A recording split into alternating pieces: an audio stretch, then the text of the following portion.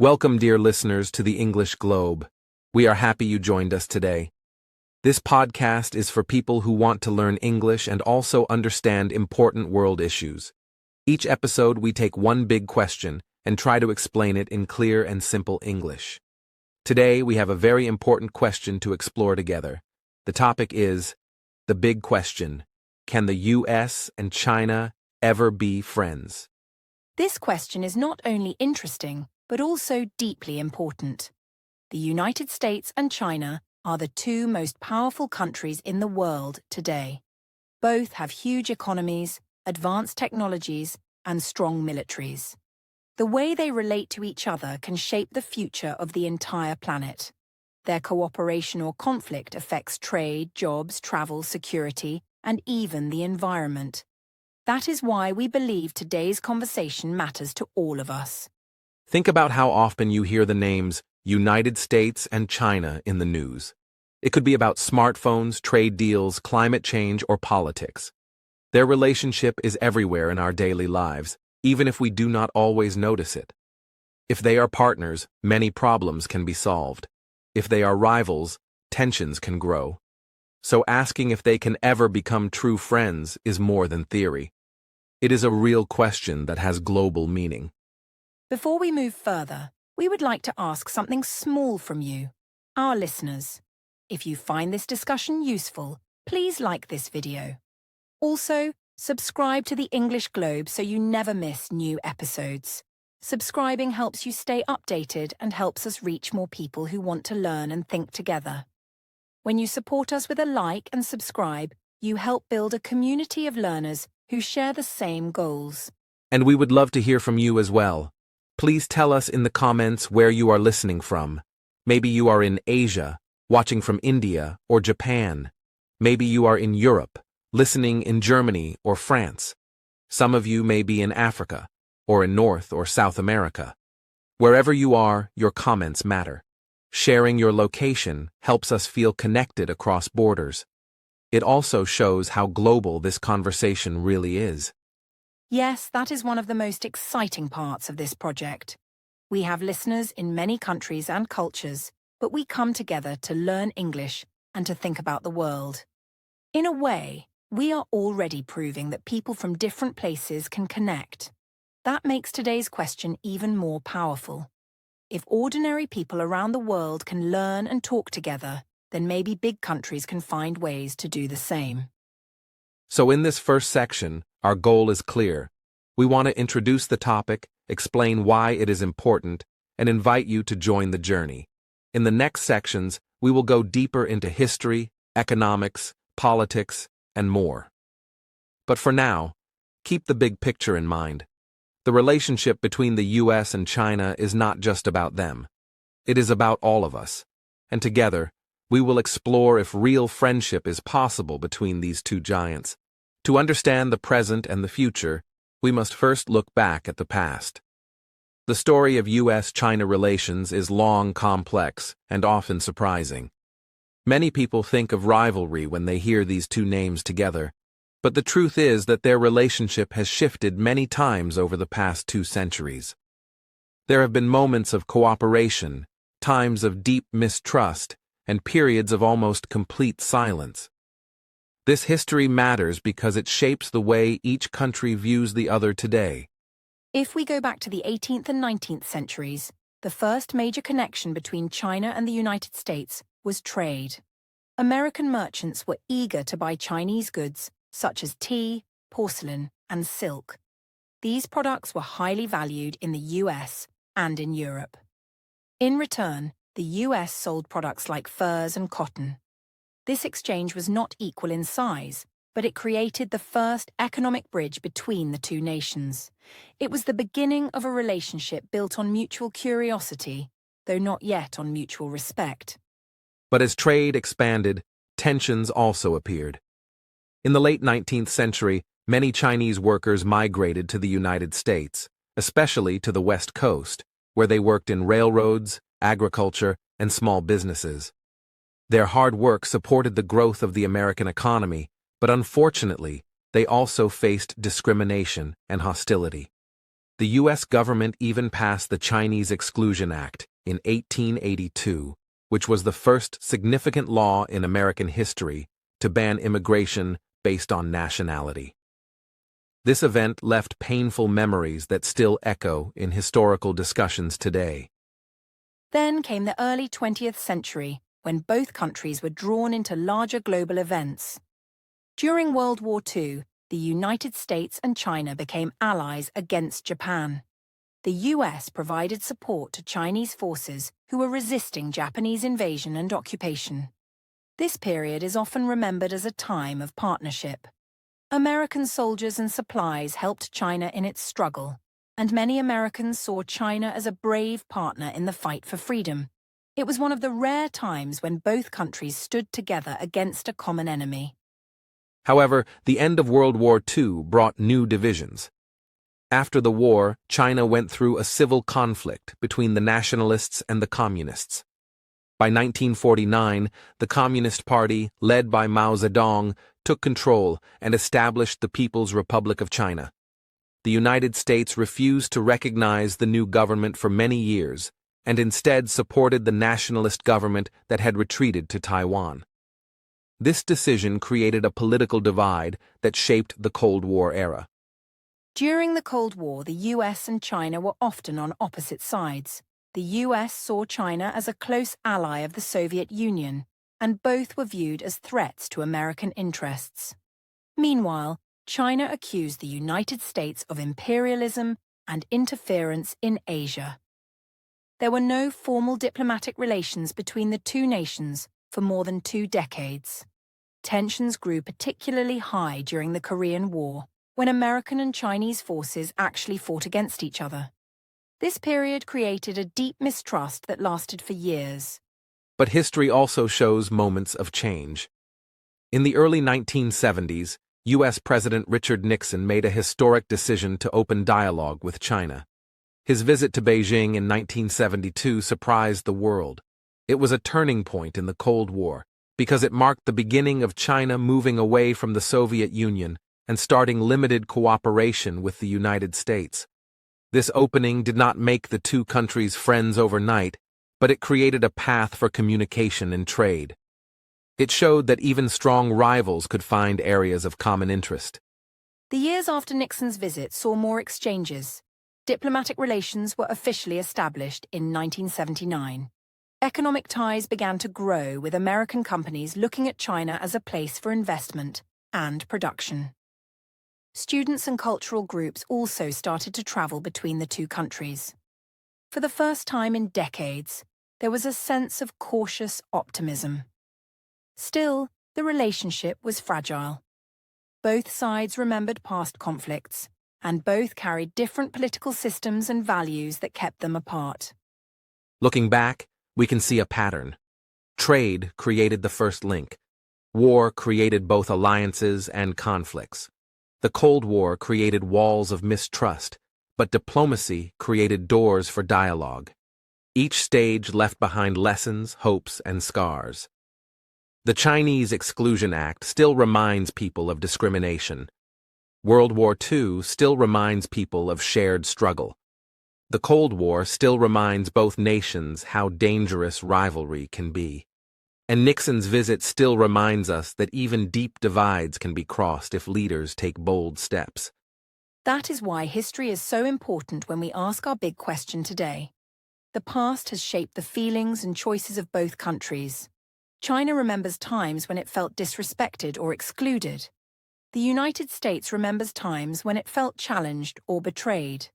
But history also shows that cooperation is possible when interests align.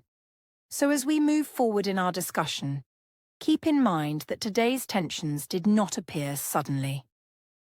They are the result of a long and complicated story that continues to influence every decision made by both nations. When we talk about the relationship between the United States and China, one of the first words that comes to mind is economics. Trade, investment, technology, and markets all play a central role in shaping how these two powers view one another. For many years, people have described the U.S. and China as both partners and competitors. That may sound like a contradiction, but it is the reality of the global economy. Their economies are deeply connected, yet at the same time, they often clash over rules, markets, and influence. Let's begin with trade interdependence. The US is one of China's largest trading partners, and China is one of the largest for the US too. American consumers buy enormous amounts of goods made in China, from clothes and toys to electronics and furniture. Many US companies rely on Chinese factories and supply chains to produce their products at lower costs. On the other side, China depends on the US market to sell its exports, and it also imports American agricultural goods, high-end machinery, and even certain technologies. This creates a strong economic link that is hard to break. Supply chains are another key part of this picture. Think of a smartphone. Its design might come from California, but many of its parts are made in factories in China, Taiwan, South Korea, or other Asian countries. Then it might be assembled in Shenzhen before being shipped around the world. This shows how complex and connected the global economy has become.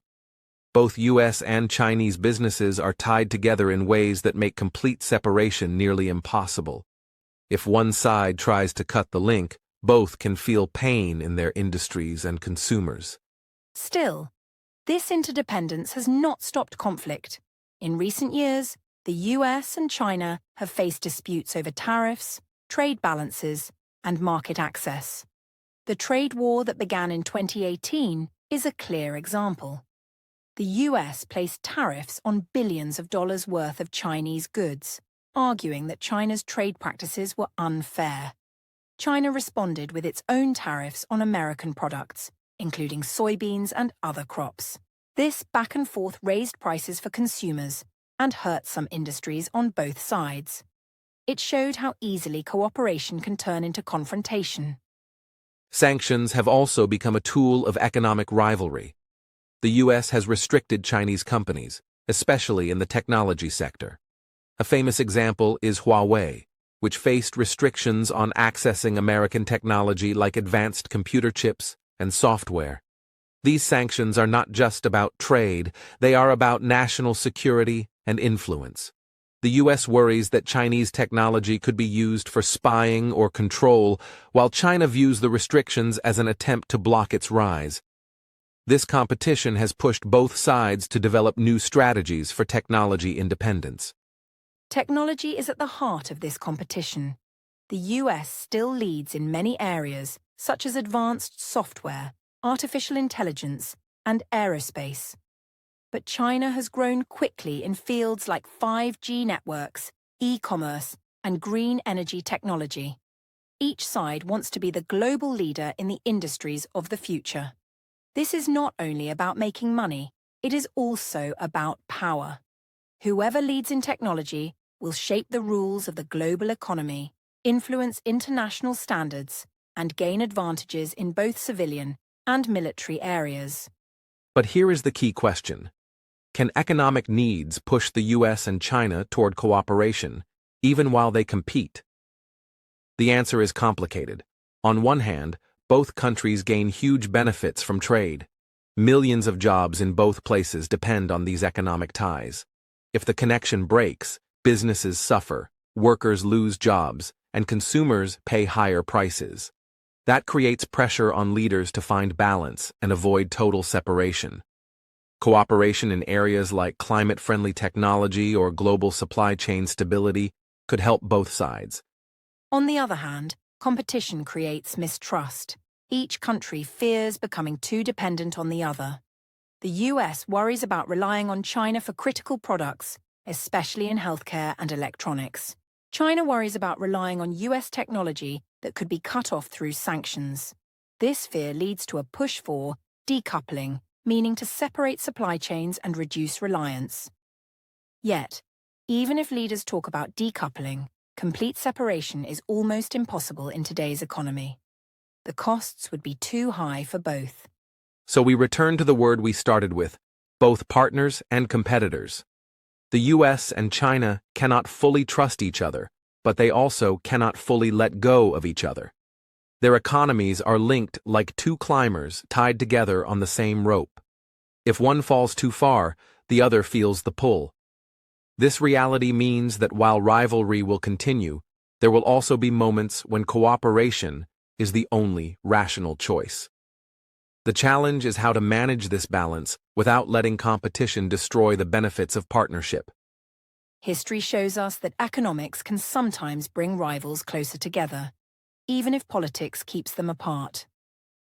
The future of US-China relations may depend on whether leaders and citizens can recognize that mutual benefit is possible.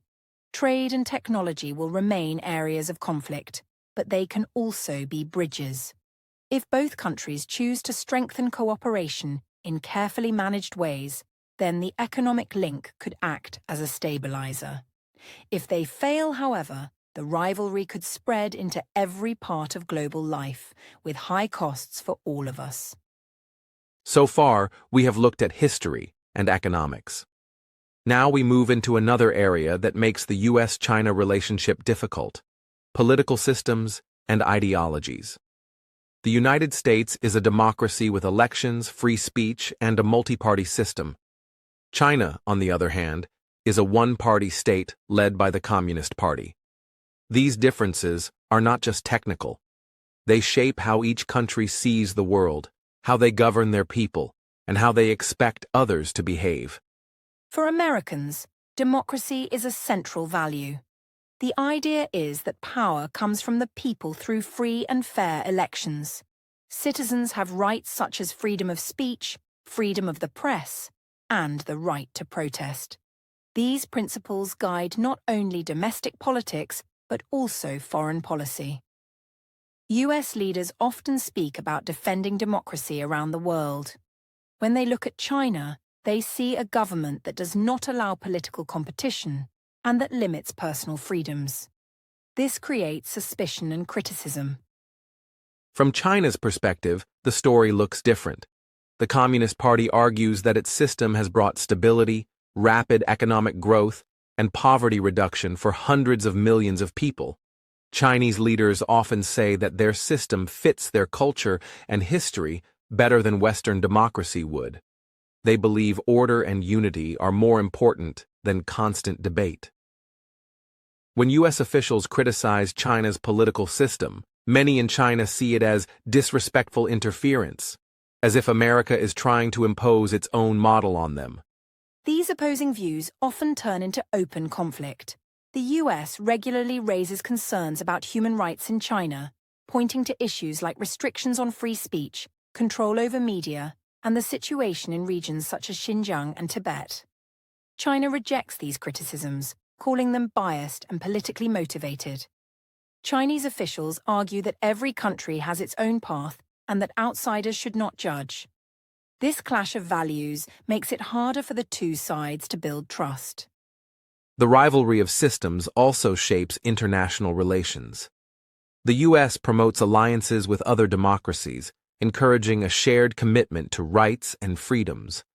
China builds relationships through economic projects such as the Belt and Road Initiative, emphasizing development without political conditions.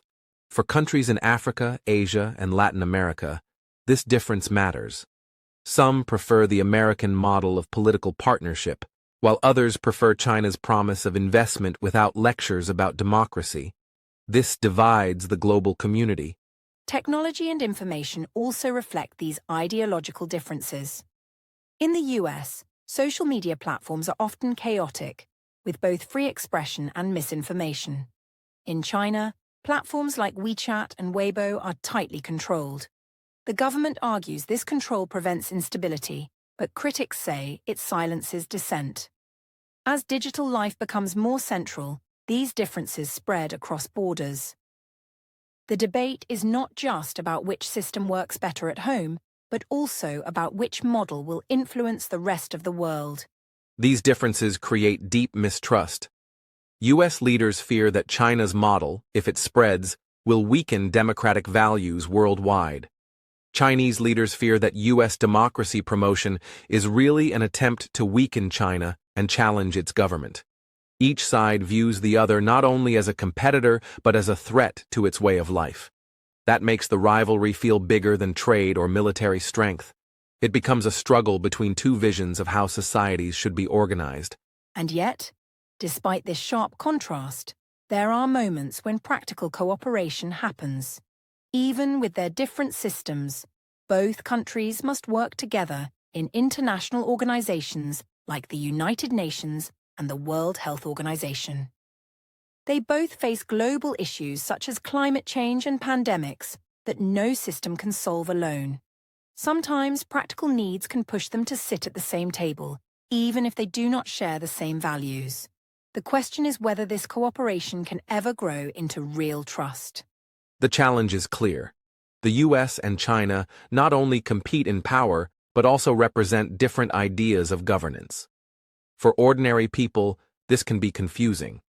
They may ask, why can't the two sides just accept differences and move on? But in politics, values shape decisions, and decisions shape actions.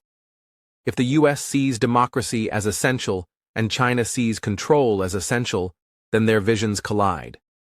This makes friendship difficult, because each believes the other's system threatens its own stability. Still, we should remember that history shows change is possible. During the Cold War, the US and the Soviet Union were locked in an ideological struggle, yet they managed to cooperate on issues like nuclear arms control. Perhaps the US and China can also find limited areas of understanding while maintaining different systems. It may never be full friendship, but it can be peaceful coexistence. The future will depend on whether leaders can separate values from practical cooperation. Another major issue that shapes US-China relations is the military balance. Both countries are not only economic powers, but also military giants. The United States has the largest defense budget in the world, with bases and allies across the globe. China has been modernizing its armed forces rapidly, increasing spending, building advanced weapons, and expanding its navy. This growth has led many experts to ask whether military rivalry is the biggest danger to peace between these two nations. One of the most sensitive areas is the South China Sea. China claims most of this sea, building artificial islands and military facilities to strengthen its control. The United States rejects these claims, saying they violate international law. US ships regularly sail through the area to show that the waters must remain open for everyone. Each side views the other as provocative. China says the US is interfering in its backyard, while the US says China is threatening free navigation. These encounters raise the risk of accidents or even clashes. Taiwan is another flashpoint. The US has long supported Taiwan with arms sales and political backing, though it officially recognizes only one China. For Beijing, Taiwan is a core issue of sovereignty, and Chinese leaders have said they will not rule out using force to bring Taiwan under their control. For Washington, protecting Taiwan means defending democracy and regional stability. This disagreement is one of the most dangerous in the world today. A conflict over Taiwan could draw in both militaries directly, with devastating consequences. Beyond Taiwan and the South China Sea, both countries are also competing in new areas of warfare. Cybersecurity has become a constant source of tension. The US accuses China of hacking government systems and stealing corporate secrets. China accuses the US of the same, pointing to American surveillance programs revealed in past years. This digital battlefield is less visible than ships or planes, but it can be just as threatening. It creates mistrust in areas like technology trade and global internet governance. Military competition also extends into space. Satellites are vital for communication, navigation, and defense. Both the US and China are investing heavily in space programs. China has landed probes on the Moon and Mars, while the US continues to lead with NASA and military space operations. Each side worries that the other could use space technology for military advantage. Some analysts even call space the next frontier of conflict. This rivalry adds another layer of uncertainty to an already tense relationship. It is important to note, however, that military competition does not automatically mean war. The US and the Soviet Union were rivals for decades without fighting directly. They managed their competition through communication, arms control agreements, and careful diplomacy. The same could be true for the US and China. Both sides know that a direct war would be catastrophic. Their economies are connected, and their weapons are too powerful to risk open conflict. This fear of destruction may act as a brake on their rivalry. Yet the risk of miscalculation is always present. A small incident, like a collision between ships or planes, could escalate quickly if both sides react strongly. National pride, public pressure, and mistrust can make leaders take tough positions even when they prefer calm. That is why many experts say that communication channels between militaries are essential. Hotlines, dialogues, and agreements to avoid accidents can reduce the chance of conflict. Without these, the danger of misunderstanding becomes greater. Another layer of competition is alliances. The US has security agreements with countries like Japan, South Korea, Australia, and the Philippines. China sees these alliances as an effort to contain its rise. At the same time, China is building closer ties with Russia and many countries in the global south. These partnerships create a wider picture of competition, where each side builds networks to strengthen its position. This can either stabilize the system through balance or increase tensions if alliances push against each other. In the end, military competition between the US and China is about more than weapons. It is about security, trust, and influence. Both countries want to feel safe and respected, but their actions often make the other side feel threatened. This cycle of fear is difficult to break. If they can find ways to manage their competition, perhaps through agreements or regular dialogue, then peace can be maintained. If not, the risk of conflict will always hang over the relationship, shaping how both nations act in other areas. For our listeners, the key idea here is that military issues are not just about ships, planes, or missiles. They are about choices and perceptions. Leaders in both countries must decide whether to treat each other as permanent enemies or as rivals who can still avoid war. The history of military competition shows that both outcomes are possible.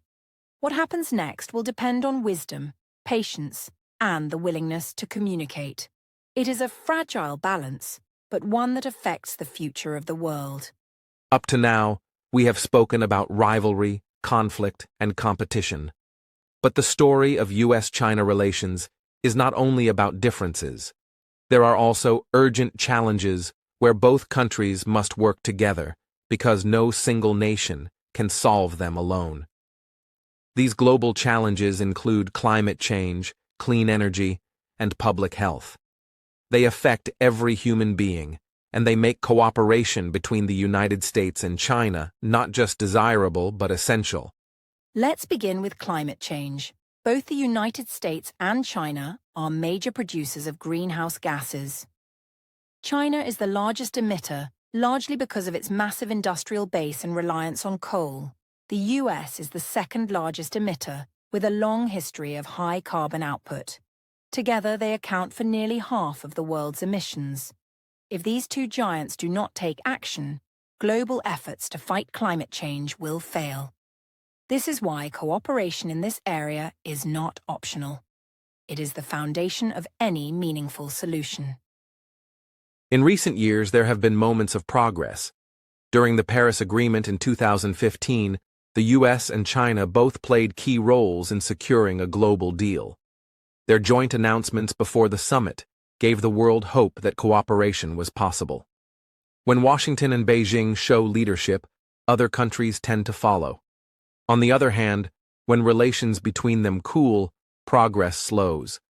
Climate diplomacy is fragile, but it shows the potential for partnership when both sides are willing.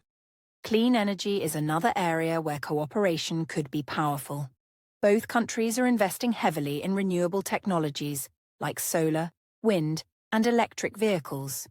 China dominates the production of solar panels and batteries. while the US leads in innovation and advanced research.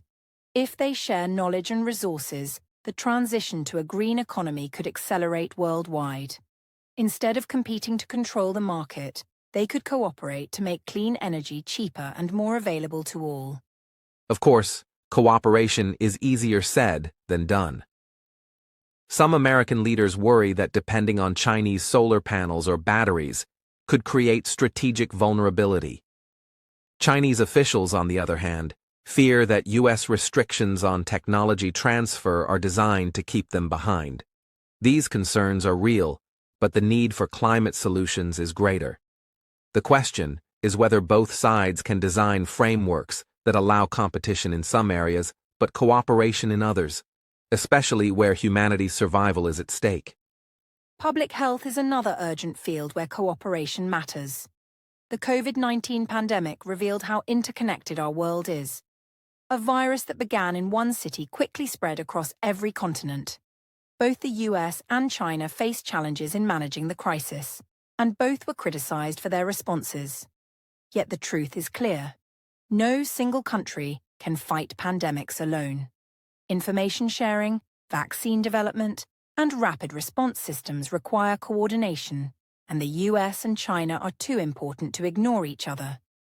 During the pandemic, tensions between the two sides grew, with accusations and mistrust. But there were also examples of quiet cooperation, such as scientific exchanges and business partnerships in vaccine production. These moments, though limited, showed what is possible when politics does not get in the way. If future pandemics are to be managed more effectively, the US and China will need to establish stronger health communication channels so that early warnings and data are shared transparently. Beyond climate and health, there are other shared responsibilities. International peacekeeping, fighting terrorism, managing global financial stability, and regulating technology all require US-China engagement. For example, both countries are permanent members of the United Nations Security Council. If they block each other constantly, the UN becomes less effective. But if they cooperate, even cautiously, global institutions gain strength.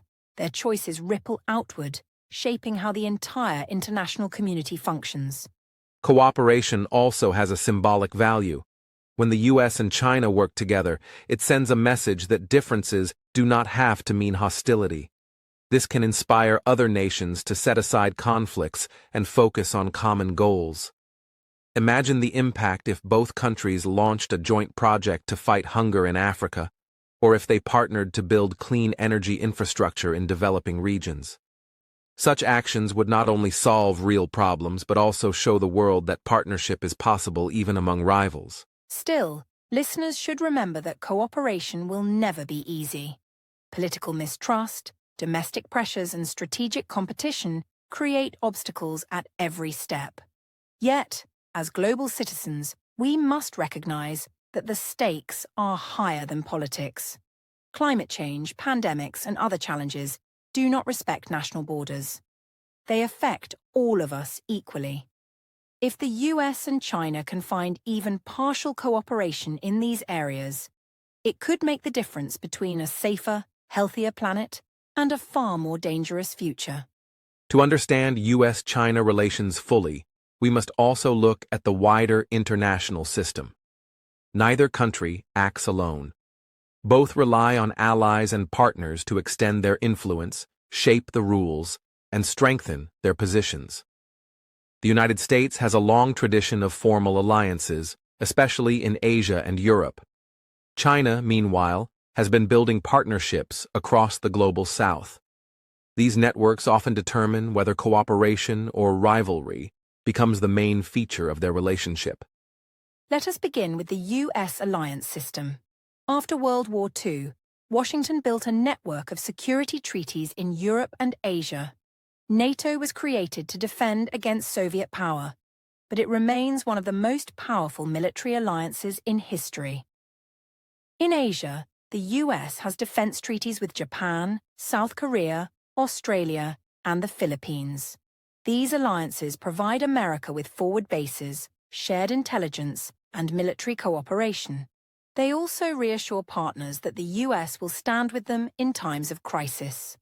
For China, these alliances look very different. Beijing often describes them as a form of containment designed to limit its rise. The U.S. presence in Asia, with bases in Japan and South Korea, feels like pressure close to China's borders. Exercises with allies in the Pacific reinforce this impression. From Beijing's perspective, Washington is surrounding it with strong partners, leaving little room for China to assert its influence. This perception feeds suspicion and makes China less likely to trust American intentions. But alliances do more than just provide military strength. They also shape political and economic cooperation. For example, the US works closely with the European Union on trade, sanctions, and rules for technology. Together, they form a powerful bloc in setting global standards. For China, this means that when it clashes with the US, it often faces not one country, but a coalition of advanced economies. That can make negotiations harder, but it also encourages China to build its own partnerships elsewhere. And that is where the Global South comes in. In recent decades, China has invested heavily in Africa, Latin America, and parts of Asia. The Belt and Road Initiative has built railways, ports, and highways across dozens of countries. Through these projects, Beijing gains influence, markets, and long-term friendships.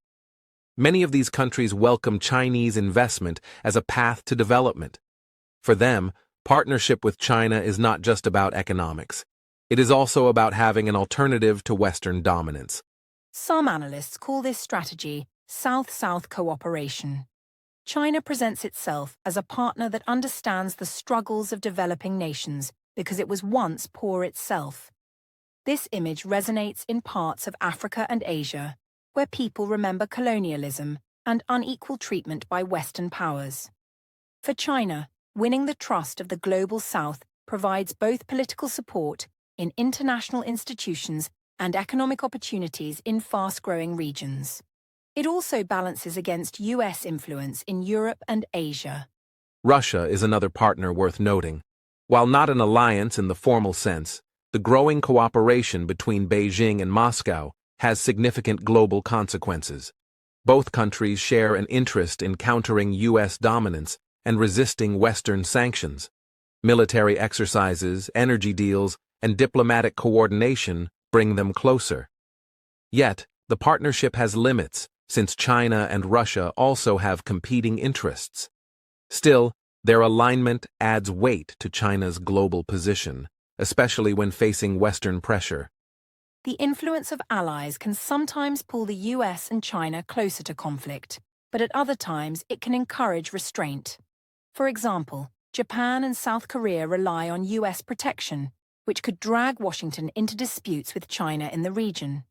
On the other hand, European allies often urge dialogue and diplomacy, reminding the US that cooperation is also necessary. Similarly, China's partners in the Global South sometimes push Beijing to act more responsibly, since instability would harm their own economies. International organizations are another stage where allies matter. The US and its European partners often coordinate in the United Nations, the World Bank, and the International Monetary Fund. China, meanwhile, has promoted alternatives, such as the Asian Infrastructure Investment Bank. The competition over who writes the rules of global governance is less dramatic than military rivalry, but just as important. It determines how trade, technology, and finance operate worldwide. Allies amplify each side's voice in these debates. For listeners, the lesson is clear. US-China relations are not just a story of two nations. They are shaped by networks of friends, partners, and institutions. When these networks collide, rivalry intensifies. When they find common ground, cooperation becomes possible. The challenge for both Washington and Beijing is to manage their alliances responsibly without letting them push the world toward greater division. The choices they make about their allies will strongly influence whether peace or conflict dominates the international system. When we talk about US-China relations, It is easy to focus only on governments, leaders, or armies. But there is another layer that often gets less attention, yet it may be the most important in the long term. That is the connection between ordinary people. Students, tourists, business travelers, and cultural ambassadors build bridges across borders every day. These person-to-person links can create trust, reduce misunderstandings, and sometimes soften the sharp edges of political rivalry. Education has long been a powerful tool for building ties. For decades, thousands of Chinese students have studied in American universities. They come to learn science, engineering, business, and many other subjects. Some stay in the US after graduation, while others return home and apply what they learned. In both cases, they carry experiences that connect them to America. Similarly, American students and scholars visit Chinese universities, though in smaller numbers. These exchanges open minds and build relationships that governments alone cannot create. When Chinese students live in the United States, they see more than textbooks. They experience American culture, freedom of expression, and everyday life. They form friendships with classmates, professors, and neighbors. These personal experiences often last a lifetime, shaping how they view the United States long after they return to China. For Americans who meet them, it is also an education, an opportunity to see beyond stereotypes and understand Chinese society through personal connection rather than distant headlines. Tourism is another important channel. Before the pandemic, millions of Chinese tourists visited the United States every year. They explored national parks, cities, museums, and universities. At the same time, American tourists traveled to China to see its rich history, from the Great Wall to modern Shanghai. These trips often leave deep impressions.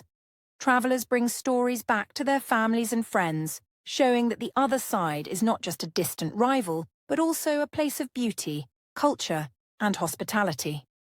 Business ties also create strong people-to-people networks.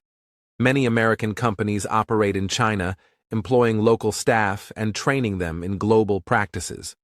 At the same time, Chinese companies invest in the United States, opening factories or offices that create jobs for Americans.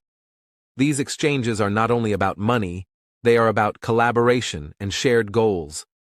Workers, managers, and entrepreneurs meet across cultures, solve problems together, and discover that cooperation is possible even when governments argue. Cultural exchanges add another layer. Think of Chinese artists performing in American theaters or American films being shown in Chinese cinemas. Literature, music, and sports can all cross borders more easily than politics.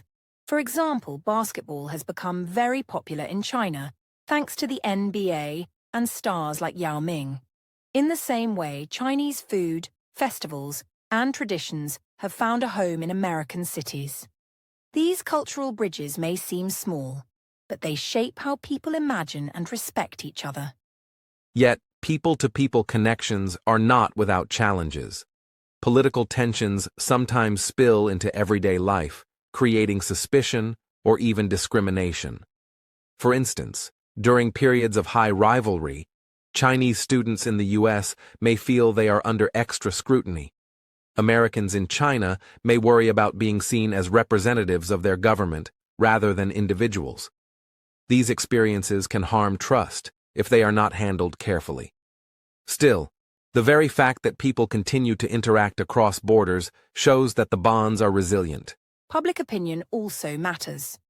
Surveys often show that many Americans have mixed feelings about China, and many Chinese citizens feel the same about the US media coverage. Political speeches, and national pride influence these views. But when people meet directly, their impressions are often warmer.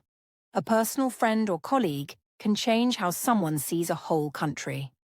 That is why governments should support, not limit, educational programs, cultural projects, and travel opportunities. They are investments in long-term understanding.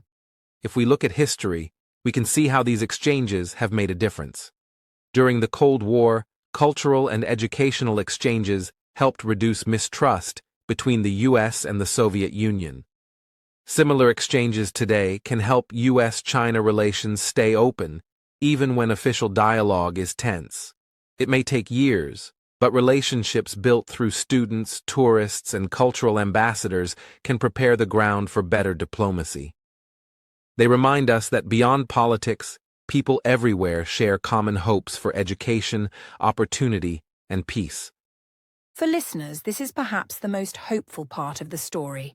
Governments may argue, but people can still meet, learn, and grow together. Students who share dormitories, tourists who share meals, and business leaders who share goals are all writing a different chapter of US-China relations. It is a chapter based not on rivalry, but on respect and curiosity. These connections may not solve every problem, but they create the human foundation without which no lasting friendship can exist. While cooperation and people-to-people connections are important, there are significant obstacles that make US-China friendship difficult. One major factor is mistrust. Both countries have long memories of historical conflicts, broken promises, and strategic competition. Leaders often remind their populations of past slights or potential threats. This mistrust is reinforced by nationalism, which can exaggerate dangers and frame foreign powers as enemies rather than partners. Nationalism plays a powerful role in both countries. In the United States, political leaders and media often portray China as a strategic competitor that challenges American interests. Stories about economic espionage, military buildup, and human rights concerns dominate public discourse. Many Americans see China through a lens of caution or fear. Similarly, in China, nationalism emphasizes the country's sovereignty, achievements, and resistance to Western interference. The media highlights foreign criticism as unfair attacks, strengthening public support for the government's positions. Propaganda also reinforces these narratives. While the word propaganda can feel harsh, it simply refers to information campaigns that shape public perception. Both governments use media, speeches, and online content to present their own version of events.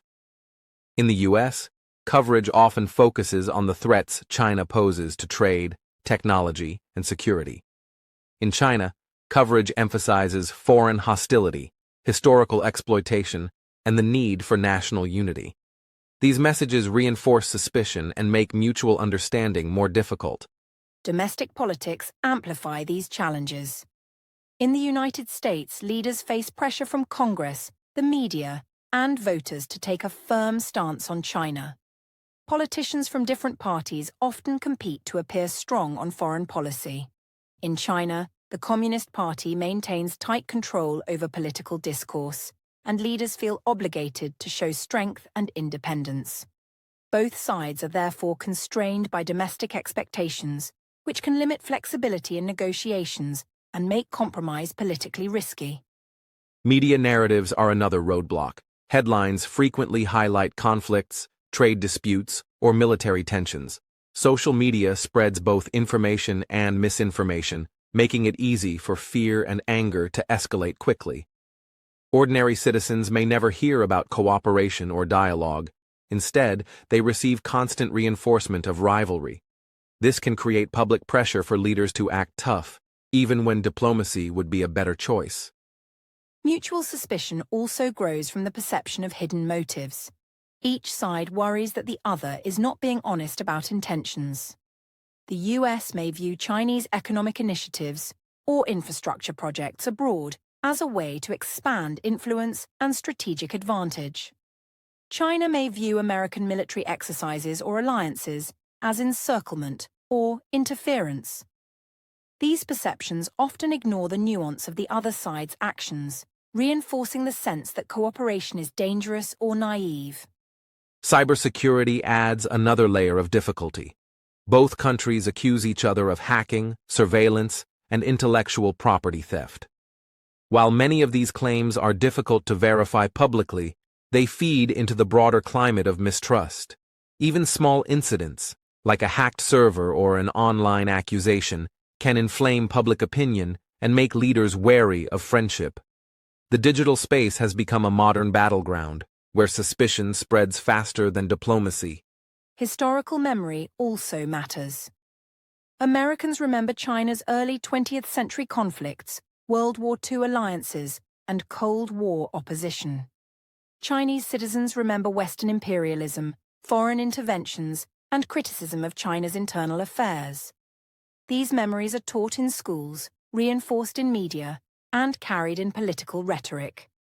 They make both societies sensitive to perceived threats and reduce the willingness to trust the other side, even in peaceful times. Ultimately, these roadblocks, mistrust, nationalism, propaganda, domestic politics, and media narratives, interact to create a complex web of obstacles. They make it difficult for either country to see the other as a true friend. Even when cooperation is possible or desirable, these barriers can delay or prevent progress.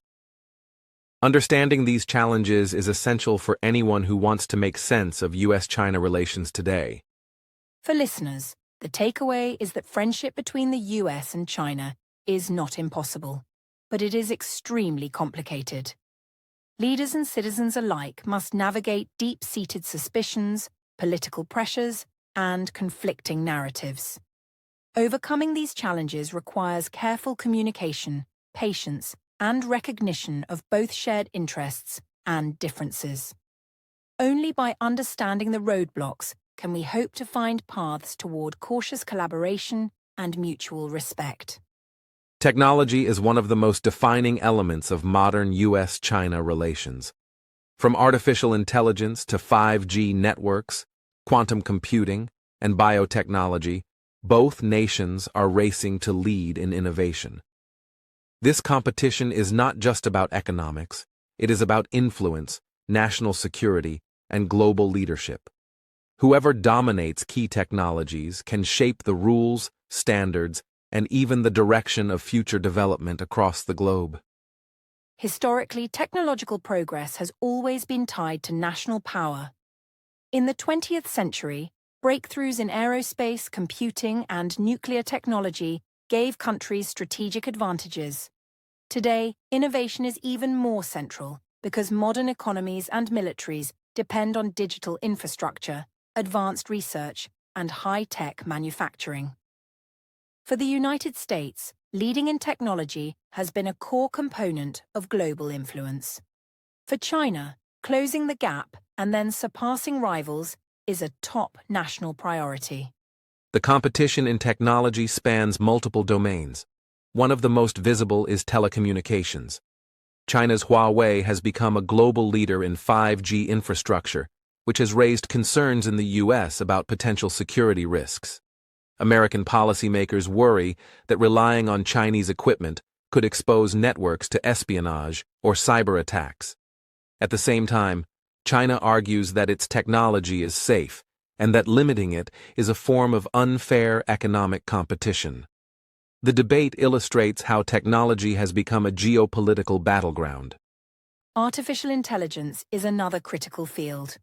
Both the US and China invest billions in AI research, aiming to lead in applications ranging from facial recognition to autonomous vehicles. AI is not just a commercial tool, it also has military and intelligence applications. For instance, AI can enhance cybersecurity, optimize logistics, and assist in surveillance operations. As both countries race to develop and deploy these systems, concerns about ethics, safety, and international standards become increasingly urgent. Semiconductor technology highlights another layer of competition. Semiconductors are the foundation of modern electronics, powering everything from smartphones to fighter jets. The U.S. dominates in design and advanced fabrication tools, while China seeks self-sufficiency to avoid reliance on foreign suppliers. The battle over chips is about more than business. It is about resilience, national security, and future technological independence. Restrictions on exports, tariffs, and investment controls have intensified the struggle. Despite rivalry, technology also presents opportunities for cooperation. Scientific collaboration between researchers in the US and China has produced breakthroughs in medicine, climate science, and clean energy. Joint publications, conferences, and international research projects create shared knowledge that benefits both countries and the world. Even when governments compete, scientists often work together across borders, showing that collaboration is possible at a human level, even amid strategic tension. Cybersecurity is both a point of competition and a potential area for dialogue. Accusations of hacking, intellectual property theft, and cyber espionage frequently dominate headlines.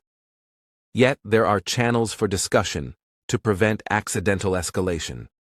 Agreements on cyber norms, protocols for responsible behavior in cyberspace, and communication between cyber authorities could reduce the risk of conflict.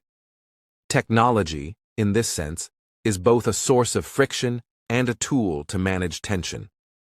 Innovation is also tied to economic growth. Both nations understand that leading in high-tech industries will determine long-term prosperity.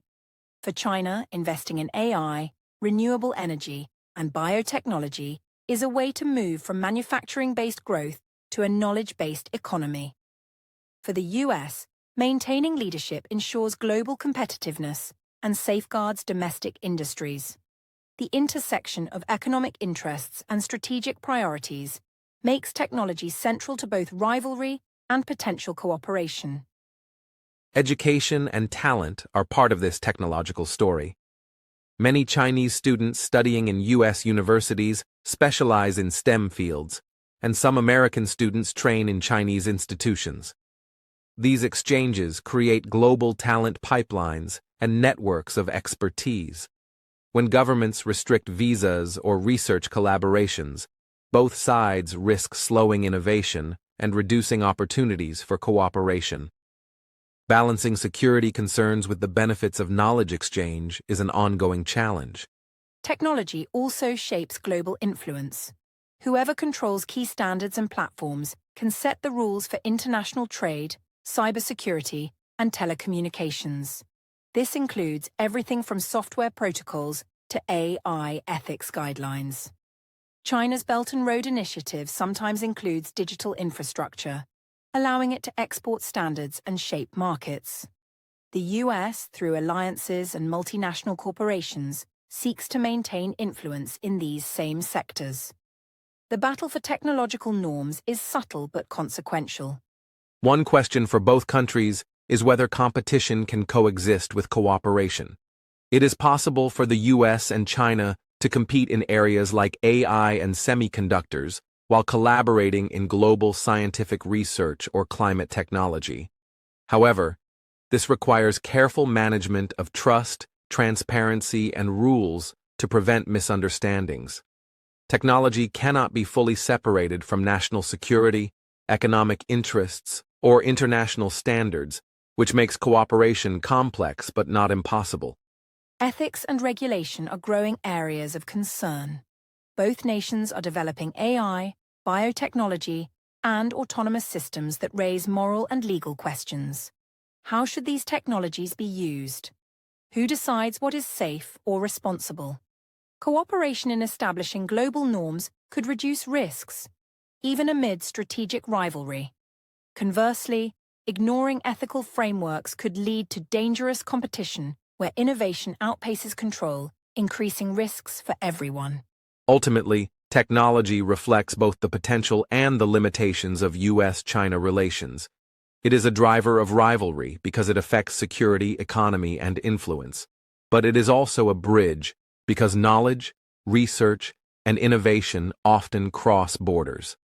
For the global community, encouraging responsible competition while fostering collaboration in shared areas may be the most practical path. The technological future of the 21st century will depend heavily on how these two nations navigate this complex terrain. For listeners, the lesson is clear. Technology and innovation are not just about devices, software, or patents. They are about strategy, security, and global influence.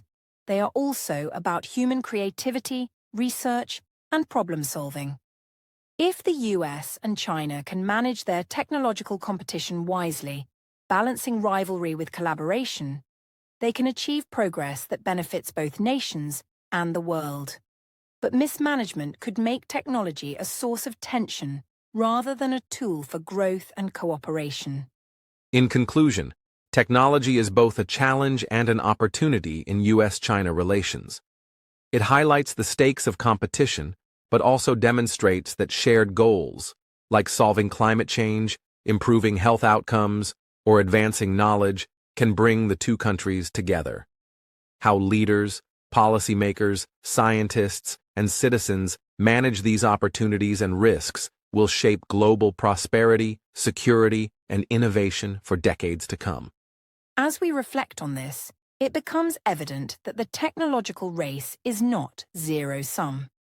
While each nation strives to lead, the interconnectedness of the global economy and the shared nature of scientific knowledge create pathways for cooperation. Encouraging dialogue, transparency, and joint problem-solving in technology may be one of the most effective ways to balance competition with collaboration. It is both a challenge and a promise for the future of US-China relations. As we reach the final part of our discussion, it is time to step back and reflect on everything we have explored. From history to economics, military competition, ideology, alliances, global challenges, and people-to-people connections, the U.S.-China relationship is extremely complex. Throughout these sections, we have seen moments of cooperation and areas of deep conflict. Understanding these layers is essential before asking whether true friendship between the two nations is possible. Historically, the US and China have experienced both partnership and rivalry. In the 1970s, Nixon's opening to China showed that even deeply opposed nations could find common ground for mutual benefit. Trade has created interdependence, making complete separation costly. On the other hand, ideological differences, military competition, and nationalist pressures continue to generate mistrust. Both countries have powerful incentives for cooperation, but equally strong reasons for caution and competition. Economically, interdependence remains a major argument for cautious collaboration. Businesses, supply chains, and technology markets link the two countries in ways that make conflict harmful to both. Yet competition over trade, technology, and global influence creates constant tension. Each side benefits from cooperation, but fears losing strategic advantage. This duality illustrates the central challenge. Friendship may be possible in limited areas, but rivalry will likely remain a feature of the relationship. Militarily and politically, the obstacles are even greater. Strategic competition, disputes over Taiwan and the South China Sea, and differing political systems create natural friction. Domestic pressures in both countries limit leaders' flexibility and amplify public skepticism. Alliances and global partnerships reinforce these pressures, making it harder to trust the other side. Yet, history also shows that structured diplomacy, dialogue, and risk management can prevent conflict even when rivalry is intense. Global challenges, however, offer hope for cautious collaboration. Climate change, clean energy development, pandemic response, and international institutions are areas where cooperation is not just beneficial, but essential. In these fields, U.S.-China partnership could improve outcomes for the entire world. People-to-people exchanges, education, tourism, and business ties also provide a foundation for understanding and trust, reminding us that relationships are not determined solely by government policy or military power. Ultimately, the answer to whether friendship is possible is nuanced. Full, unconditional friendship may be unlikely in the near term, given structural, ideological, and strategic factors. But selective, pragmatic cooperation is possible and necessary. Leaders on both sides must recognize areas of mutual interest, manage rivalry carefully, and build trust where possible. Friendship does not require uniformity in values or politics. It requires respect, communication, and recognition that each side has a stake in global stability. As we close, it is worth reflecting on a larger lesson. International relationships are rarely simple or perfect. They are a mixture of competition, collaboration, trust, and suspicion. By understanding the complexities, citizens, policymakers, and scholars can better navigate the challenges ahead. The US and China may never be friends in the personal sense, but they can create a framework for coexistence, mutual benefit, and cautious collaboration. That is perhaps the most realistic and valuable vision of friendship for the 21st century. Thank you for joining us on this deep exploration of US-China relations. We have examined history, economics, politics, military issues, alliances, global challenges, and people-to-people connections to understand both the barriers and the possibilities. While the road is difficult, cautious collaboration offers a path forward. For those interested in international relations, history, or global politics, following these developments will be essential in the years to come. We hope this discussion has provided insight into one of the most complex and consequential relationships in the world today. Remember, the choices made by leaders and ordinary people alike will shape the trajectory of US-China interactions. Whether rivalry dominates or cooperation prevails, the consequences will extend far beyond these two nations. Thank you for listening, and we encourage you to reflect on how global cooperation can help build a safer, more interconnected world.